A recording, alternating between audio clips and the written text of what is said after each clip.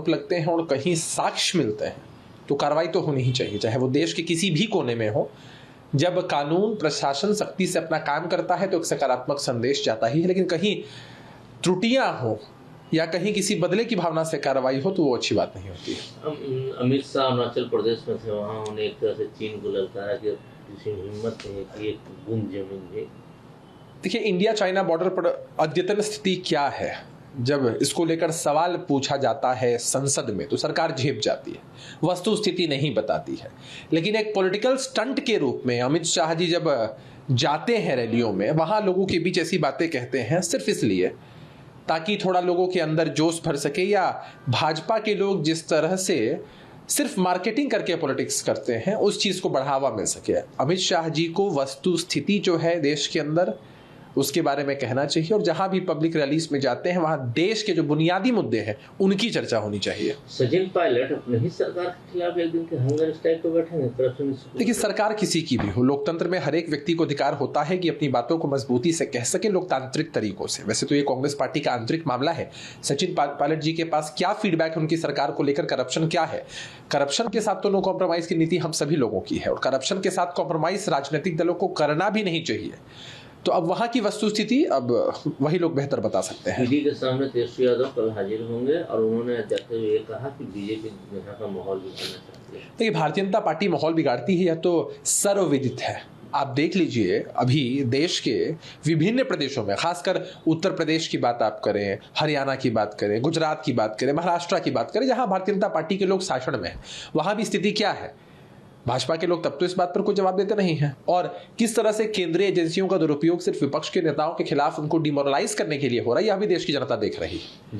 जयराम रमेश कहते हैं कि जैसे जैसे दिन बीत रहा है गुलाम नबी आजाद की लॉयल्टी प्रधानमंत्री मोदी के खिलाफ बढ़ते जा रही है। देखिए, गुलाम नबी आजाद साहब कांग्रेस पार्टी के वरिष्ठ नेता रहे, उन्होंने पार्टी छोड़ी, किन मुद्दों पर पार्टी छोड़ी, कांग्रेस पार्टी का क्या स्टैंड रहा, सारी चीजें हैं।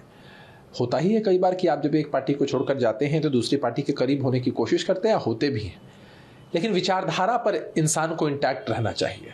हम जब सार्वजनिक या राजनीतिक जीवन में आते हैं तो विचारधारा की राजनीति होनी चाहिए। सिर्फ स्वार्थ की राजनीति अगर कोई करता है तो यह उचित नहीं है। ममता बनर्जी कह रही है जब वहाँ नॉर्मलसी हो रही है बंगाल में तो बीजेपी को क्या जरूरत है फैक्ट फाइंडिंग टीम भेजने के लिए? देखिए, भाजपा के लोग तो इस तरह की चीज़ों में विश्वास रखते ही हैं। जहाँ भी उनका शासन नहीं है और जहाँ भी कुछ घटनाएं घटती हैं तो कैसे उस पूरे मामले को पॉलिटिसाइज किया जा सके और एक खराब इमेज उस स्टेट का बनाया जा सके, ये उनकी प्राथमिकता में रहता है। वो लोग कोशिश जरूर करते हैं, लेकिन जनता उनकी असलियत को समझती है। अर्जुन राम मेघवाल कहते हैं कि राजस्थान में कांग्रेस दो भाग में बढ़ गई है, एक कैंप के लीडर अशोक गहलोत और दूसरे के सचिन पायलट है। हाँ, कांग्रेस पार्टी पर ध्यान देने से बेहतर अगर खुद के कुनबे पर ध्यान देते तो और बेहतर होता, अच्छा होता। तभी कांग्रेस से इतने नेता जा जाकर बीजेपी में शामिल होते हैं। भारतीय जनता पार्टी उनके दम पर, बोरोड प्लेयर्स के दम पर मैच खेलने जाती है और दम भरती है। सोचना तो उनको चाहिए ना भाई, विश्व की सबसे बड़ी पार्टी बताते हैं अपने आप को और हमेशा नजरें गड़ाए रहते हैं अन्य दलों पर। रविशंकर प्रसाद पूछ रहे हैं राहुल गांधी से कि राहुल गांधी बताएं कि गुलाम नबी आजाद आरोप लगा रहे हैं कि बाहर जाते हैं राहुल गांधी तो किस बिजनेसमैन से मिलते हैं, उनका नाम बताएं। देखिए, रविशंकर प्रसाद जी की स्थिति उनकी पार्टी के अंदर क्या है, प्रासंगिकता क्या रह गई है, क्यों केंद्रीय मंत्रिमंडल से बाहर किया गया, क्या कारण थे, ये तो पब्लिक डोमेन में आ ही चुका है। तो अब पार्टी के अंदर उनकी उपयोगिता बनी रहे, ग्राफ बढ़ा रहे, इसलिए वो इस तरह की भ्रामक बातें करते हैं। ये एकनाथ शिंदे कहते हैं कि मेरी अयोध्या का जो दौरा था वो पॉलिटिकल मैटर नहीं था। मैंने डिमांड किया योगी आदित्यनाथ से कि महाराष्ट्र भवन बनाया, उसमें उन्होंने सहमति भी दे दी। पॉलिटिकल दौरा नहीं था तो फिर पॉलिटिकल बयानबाजी क्यों, पॉलिटिकल एजेंडा क्यों और पॉलिटिकल एंगल सेट करने की कोशिश क्यों? अगर आपका ये निजी दौरा होता या आप आध्यात्म से प्रेरित होकर, जिस धर्म को आप मानते हैं उससे प्रेरित होकर जा रहे होते तो आप किसी भी तरह की पॉलिटिकल बयानबाजी नहीं करते। एक तरफ आप इस बात को क्लेम करेंगे कि आपने कोई पॉलिटिकल चर्चा नहीं की और दूसरी तरफ आप अपना पॉलिटिकल एजेंडा साधने की कोशिश करेंगे और किसी को डिफेम करने की कोशिश करेंगे और किसी का गुणगान करने की कोशिश करेंगे, तो जनता सब समझती है। ओवैसी बोलते हैं कि बिहार में जो सरकार है ये हिंसा रोकने में पूरी तरह फेल है, मुस्लिम पीपल को टारगेट बनाया जा रहा है। देखिए, देश का दुर्भाग्य है कि कोई पीड़ित पक्ष हो या कोई कल्प्रिट हो, वो इंसान होता है उसकी कोई जाति धर्म नहीं होती। हम लोगों ने कभी किसी को धर्म के चश्मे से नहीं देखा है।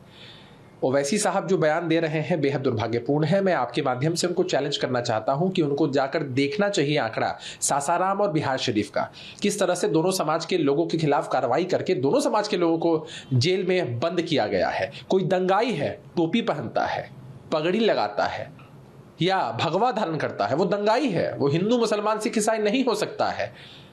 और हम लोग हर किसी को एक ही चश्मे से देखते हैं। कोई गलत करेगा बख्शा नहीं जाएगा। लेकिन ये देश का दुर्भाग्य इसलिए भी है क्योंकि दो एक्सट्रीम्स है। एक तरफ भारतीय जनता पार्टी के लोग हैं जो चिल्लाते हैं कि हिंदुत्व खतरे में है, और दूसरी तरफ उनकी बी टीम के रूप में ओवैसी साहब हैं जो चिल्लाते हैं कि मुसलमानों के साथ ज्यादती हो रही है। अरे भाई, हिंदू मुसलमान से ऊपर आपको इंसान नहीं दिखता है क्या? कि ज्यादती इंसान के साथ होती है। न्याय और इंसाफ हमें इंसान को दिलाना।